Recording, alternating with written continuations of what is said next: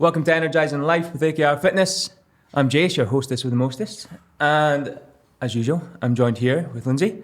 Hello. And Mike. Pleasure. Pleasure to be here. How's it going? What's happening? See what happens when I try and mix it up. Just say hello. Stick to the basics, we'll be fine. Hello. How are we getting on? We feeling good? Ready? Yeah, ready. Good. What have you been up to, Lynsey? Today, went for a wee walk. Breakfast. Breakfast. You trained? What's I've not trained yet, no. Trained yet, No. I was training others this morning. This morning? I haven't walked yet, I haven't trained yet, but I have had 2 breakfasts, so feeling pretty alert right now. Yeah, good. 2 breakfasts. 2 breakfasts. Mike, how are you getting on? Just stick to the basics, we'll be fine. Good, thank you. Good stuff. Yourself? Yeah, good. So on the last episode, we introduced some tips to help get you started in exercise and build some confidence. We're going to do the same, hopefully, today for nutrition.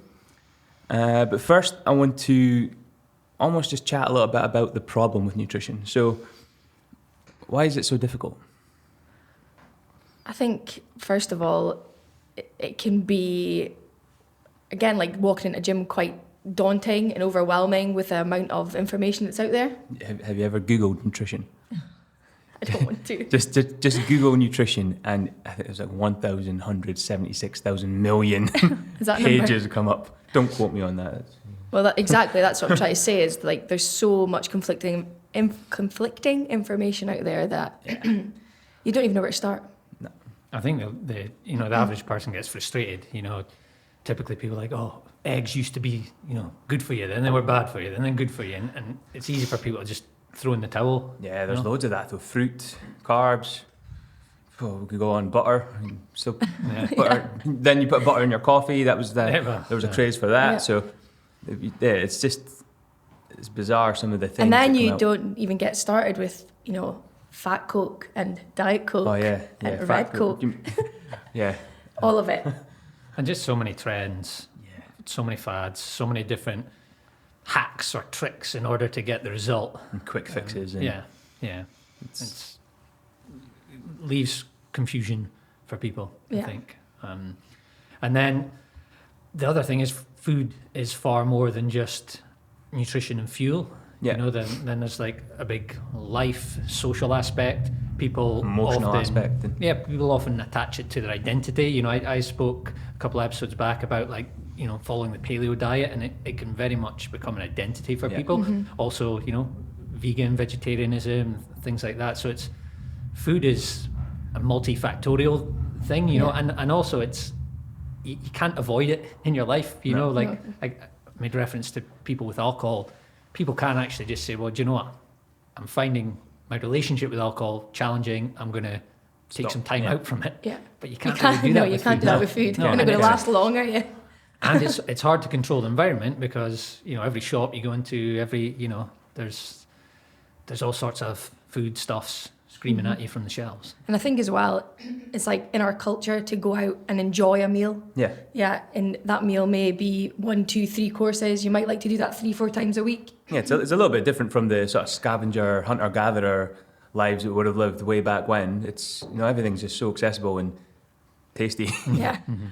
Another big thing is feedback is not immediate. Yeah. So, most people don't eat a meal and then, feel themselves gaining weight eating a meal or becoming unhealthy or whatever. It takes an accumulation time. of it. Yeah. Or you can eat a lot of food and then, 30 minutes later be like, oh, what have I done? That was too much. But it's not always easy to know how much is enough or too much in the moment. Yeah, it's that sort of listening to your body, which we'll get into in a little bit. Where's a good place to start then? We've got some tips. Yeah, I think probably a really good place to start, and we've touched on it already, is the sort of, labelling the foods. Choose better labels. Yeah, choose better labels. Like, for instance, we hear it all the time, that food's bad. Yeah, I can't eat that, that's bad, or that's really good, or, it doesn't sit well, and it almost puts you into this cycle of punishment and reward. Yeah. So I would say the first trick would be to try and change the wording for that. Okay. I think just to jump in on there, it's the it's the easy thing to do. It might be the natural sort of human thing for us to do. And it's also the thing that all the diets ask us to do. And that's to draw a line down your page. On one side is all the saintly, good, weight loss, nutritious foods. Ones with green ticks on the packages. No sins and no... Yeah, I was about to say, labeling it sins. And then on the other side is all the bad, sinful, indulgent, tasty, weight gain foods, whatever they are. Yeah, but it also, there's a puritanical thing about it. Like, in order to lose weight, I have to sacrifice and struggle. So actually, it's like the bland foods I don't like eating. They're on the good side. Yeah. Less puritanical, more satanical. yeah, and all the other ones. And that's how, it's not just how, it's everything in the culture, in the marketing of the food, like the good and the bad. And depending what the diet is that someone attempts, there might be a different list of foods. And that's where the confusion, you said before, Jase, about maybe fruit or bread or carbs. So you and I kind of had a conflicting diet. If you go back to when we were in our own bubbles of what we were doing, I wouldn't eat any nuts, carbs, anything like that. Rice, grains, I wouldn't have any of that. And I would have a lot more almost processed stuff, chicken burgers and even the bird's eye ones, but you'd scrape the carbs off of them. Because that's how bad it got, because like tuna mayonnaise, it soon becomes really, really, really old. And eggs and, I'd have mince and cheese and just...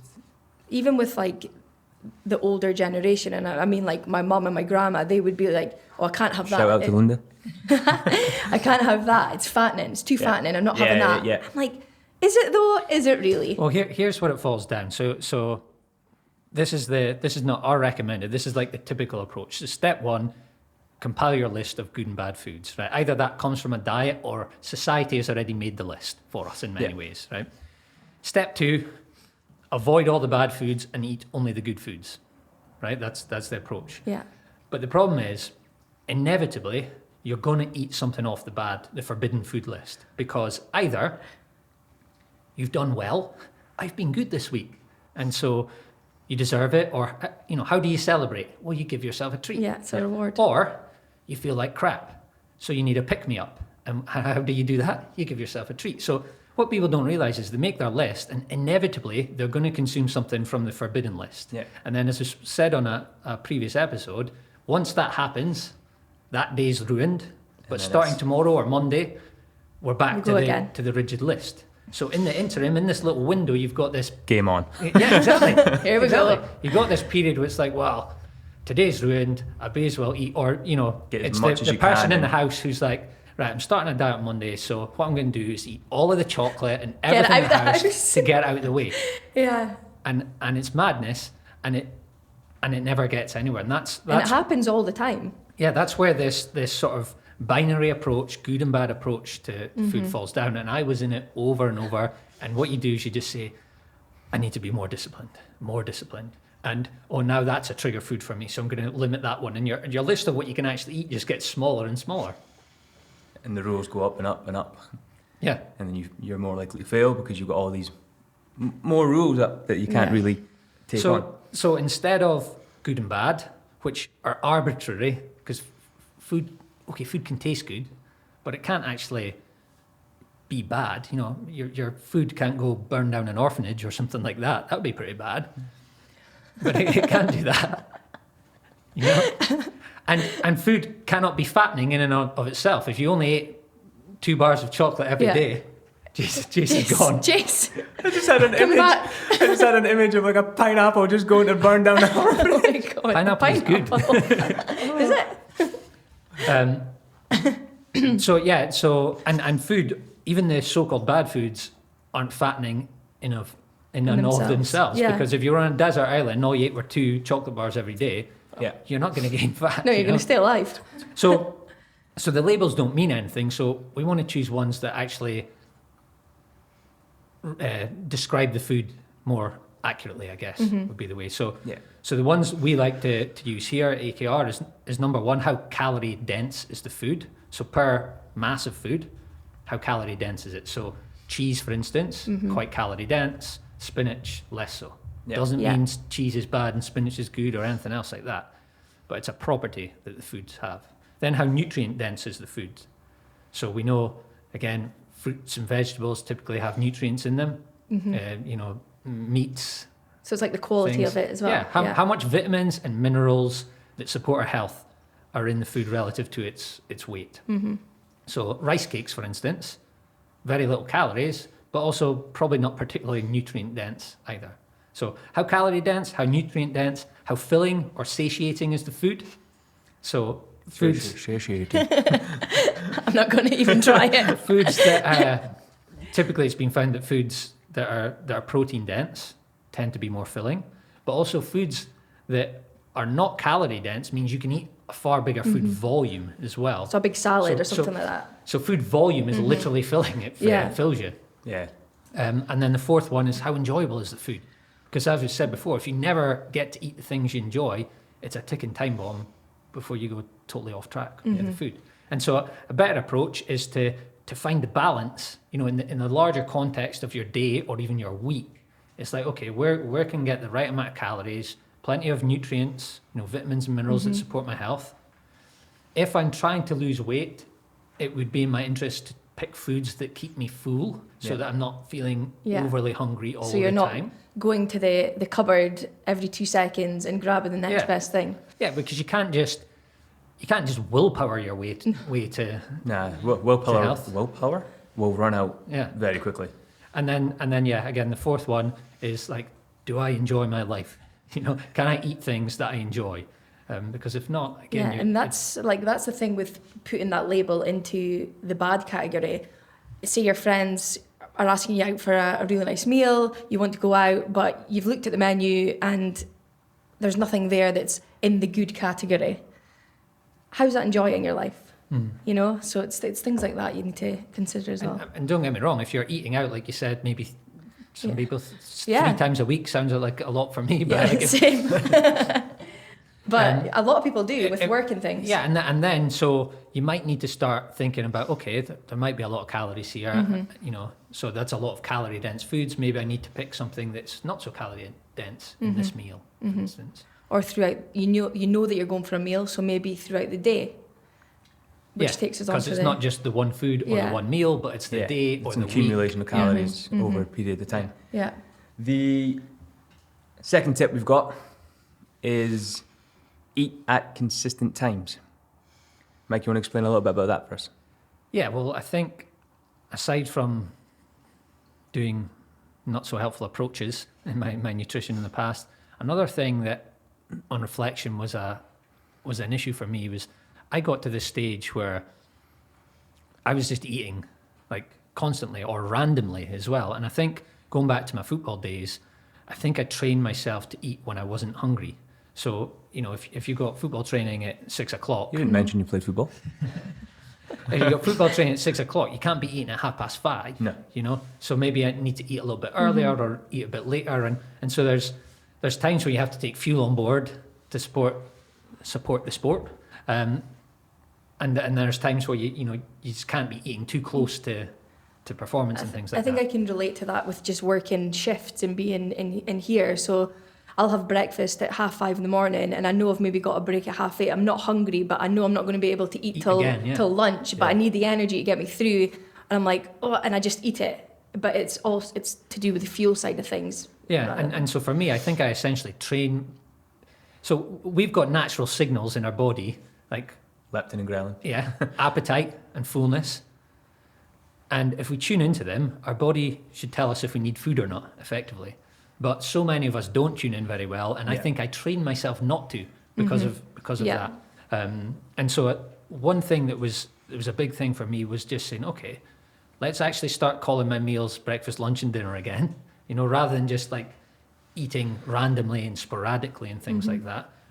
And let's try and eat not at set times, but just give myself some windows. So okay, if breakfast is between maybe 5 and 7 or something like that, and then I might have a snack or not, and then there's a window for lunch. And there's two things. First of all, it gives structure. Yeah. It tells you when to eat, but it also tells you when not to eat, which I think is a big thing for people who struggle with a relationship with food.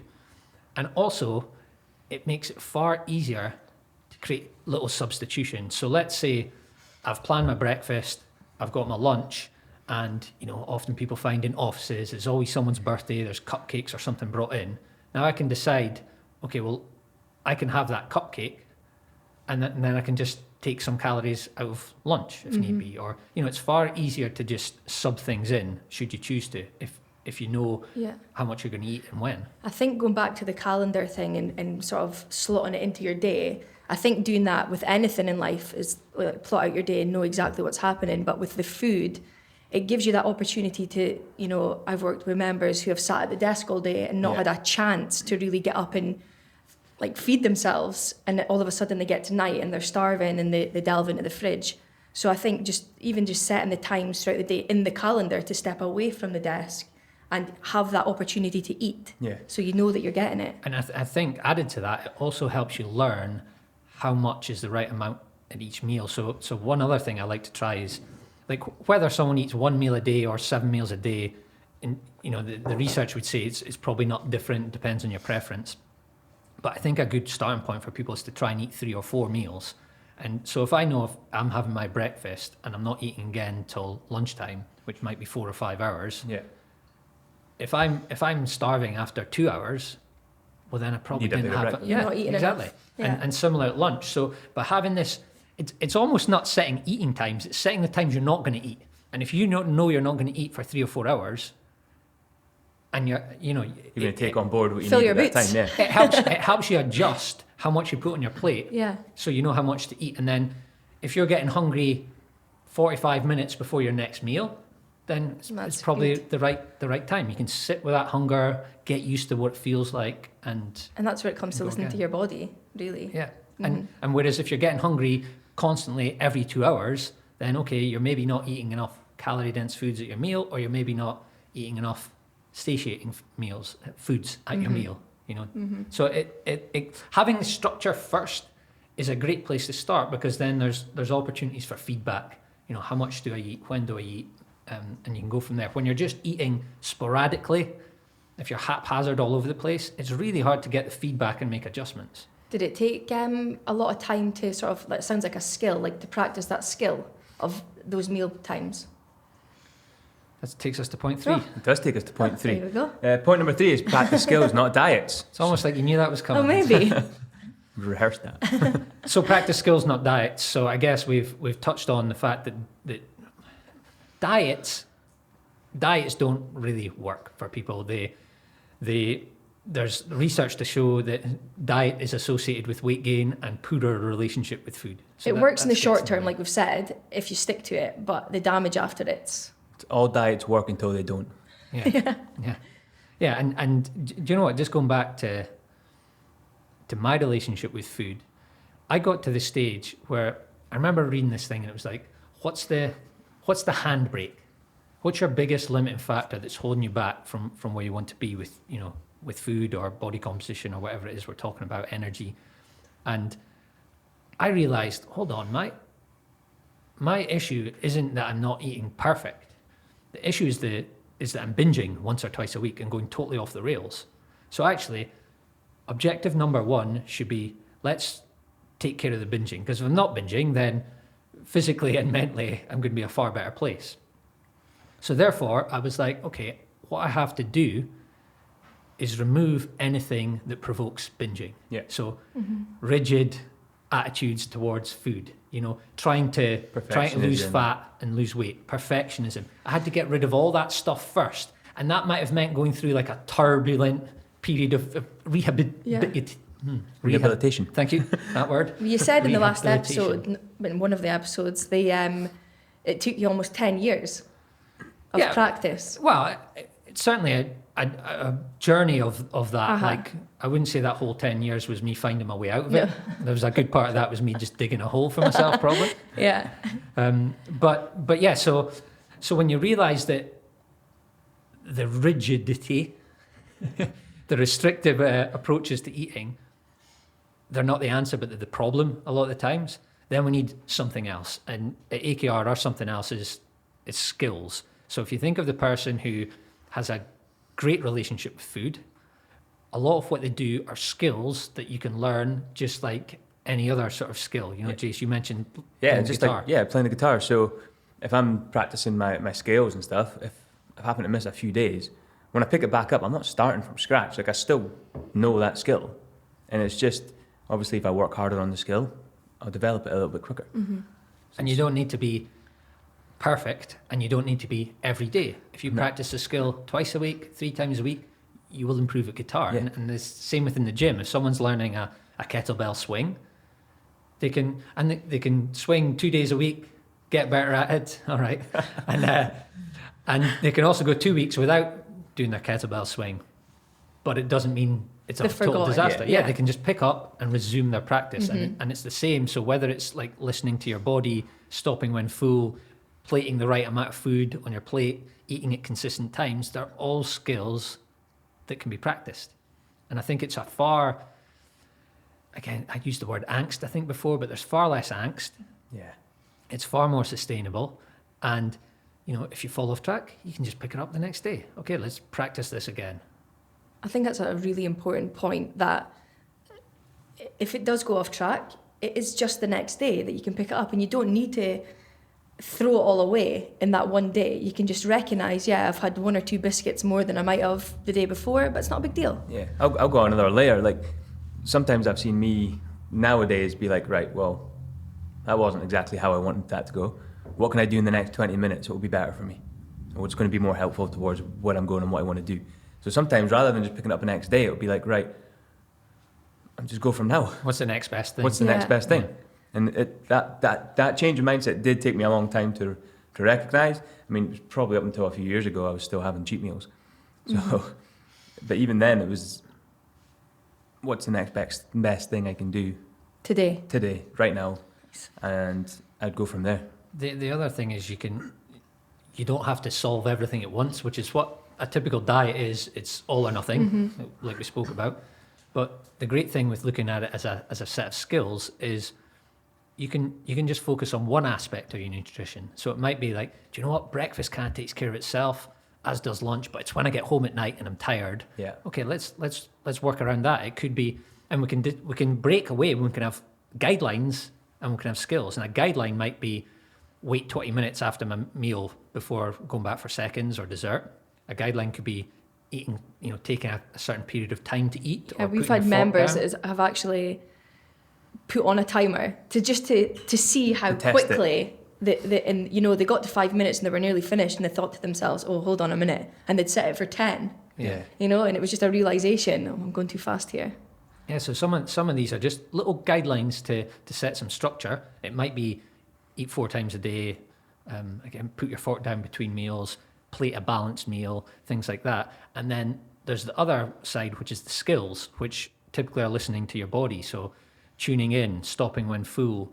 Are you hungry? Are you bored? Yeah, that's a big one. Distinguishing true hunger from cravings or emotions or that sort of triggers, stuff. like TV triggers. You'll see a Magnum. If I've just triggered you for a Magnum, I do apologise. Or an advert. Yeah, if you see a Magnum in an advert, you're like, ooh, I could go one of them.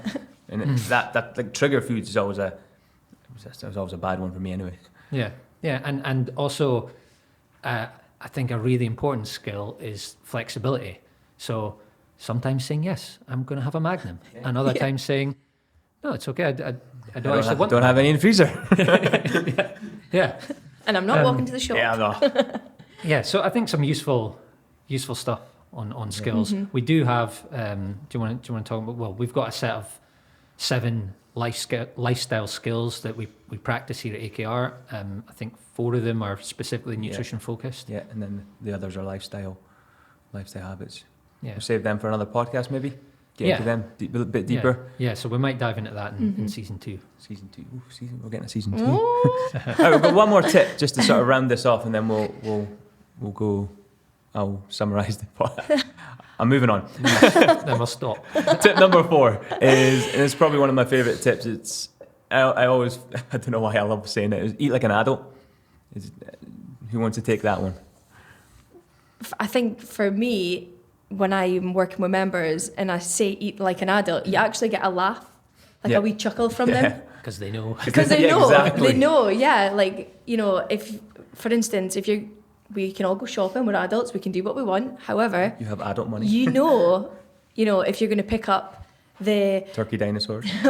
turkey Twizzlers, you're going to pick up the 24 pack of crisps and it's going to be in the house. You're going to eat it. Yeah. This is groundbreaking. What you buy is what you're going to eat. Yeah, exactly. Stay away from the outskirts of the shopping centre. They're normally where the best parts are, but In moderation. in moderation. I always like to eat like an adult in terms of, if you were looking after a child, or maybe you are looking after a child, you'd make sure they would get some form of green vegetable. You'd make sure they've got some form of carb for energy and whatnot. And you make sure they've got some form of meat, perhaps, maybe not if you're living the vegan, vegetarian life. But you'd make sure they've got a balanced meal overall. And there's always you're not leaving the table to eat the vegetables. But as an adult, you grow out of that, and all of a sudden you're no longer putting vegetables in your plate. You've got a beige plate. Which, I mean, there's nothing wrong with a beige plate now and again. Sometimes that's what you need, but Not 3 times a day. not 3 times a day and not 3 times a week, and that consistency over time. I think the other thing, if you're talking about kids, most parents don't let their kids just eat sweets constantly, but at the same time, they don't never give them sweets. Yeah. Do you know what I mean? Yeah. So You can have I one. think that's, yeah. So maybe it's eat like a child. Yeah. Maybe Rather than eat like an adult. Hold on. But no, eat like an adult. Like plan your meals. And I think the other thing is, not every swing of emotion needs to be solved with food. Do you know, like a celebration and I'm not talking, obviously, like if it's a big celebration, Yeah. go ahead, celebrate. But like every tantrum a child has, a parent isn't going to give them a sweet, or every reward. So I think there's part of it there with that. Mm-hmm. There's part of it that's like, you're going to need to eat lunch tomorrow. What are you going to like, or your dinner, your evening meal, your tea tomorrow night? Yeah. Yeah. Are you what prepared? Yeah. It's preparation. How many people on their when life works list here, I'd say that the one thing is that actually I do the food shop. Yeah. So that I've got nutritious food in my house to eat. Mm-hmm.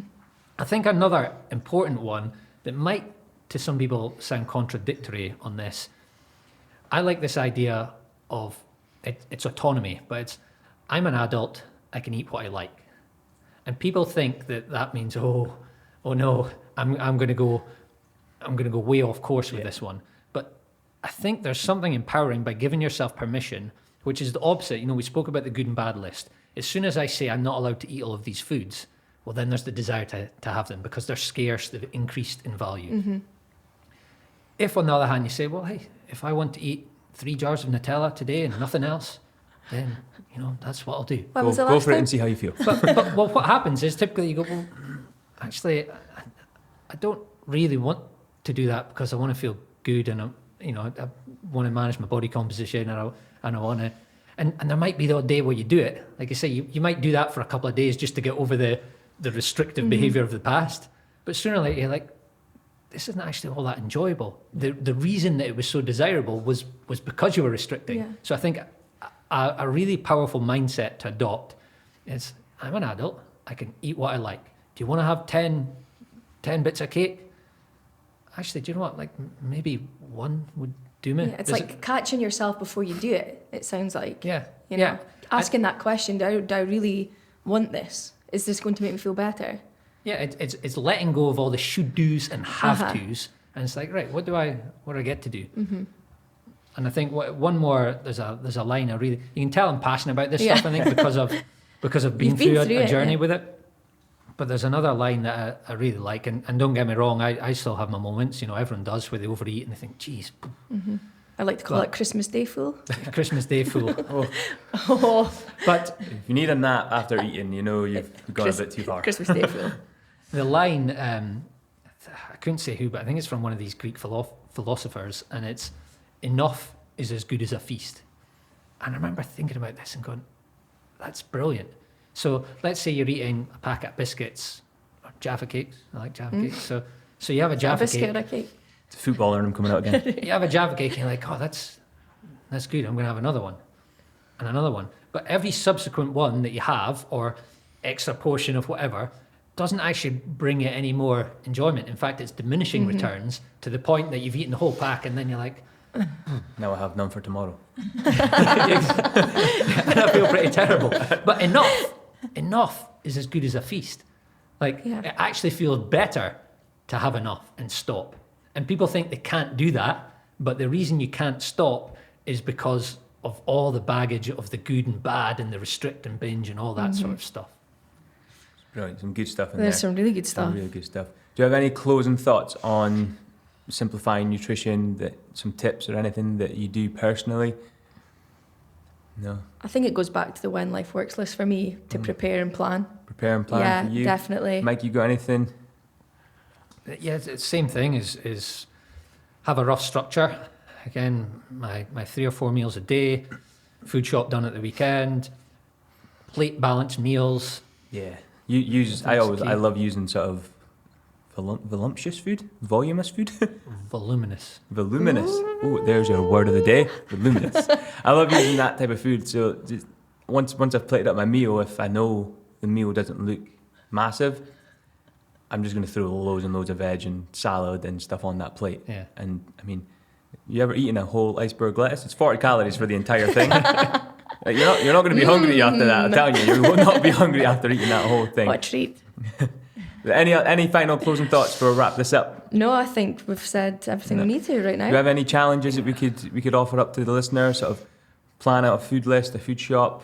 I think it's going back to the When Life Works list. Back to the When Life Works list. Previous, I can't remember which episode that was, but like, let's take a moment. Just take a moment to plan it out. Plan for the worst version of you. The stuff we spoke about before. Of course, like there's nutrition can be, there's far more details that we can get into, but this show was really just bigger picture, overview, Scratching the basics. surface, Yeah, and I think again, it's back to that line we said before: standardize before you optimize. So first of all, you can get used to choosing better labels. You can have some structure around when you eat. You can practice on the skills that are more limiting for you, and it might be a journey of years refining and honing skills, and that's okay. Journey is the goal. And number 4, just remember you're an adult. You can eat what you want. There you go. And that sums it up perfectly. We'll wrap that up there. Folks, thank you so much for listening. If you know anybody that would benefit from this podcast or any of the podcasts that we've done, please share it with them. Please share it on social media. Give us a like, a review. Next podcast, we have our first guest, our first guest interview. So we'll just leave that there. Thank you so much, and we'll see you in the next one. Thank you.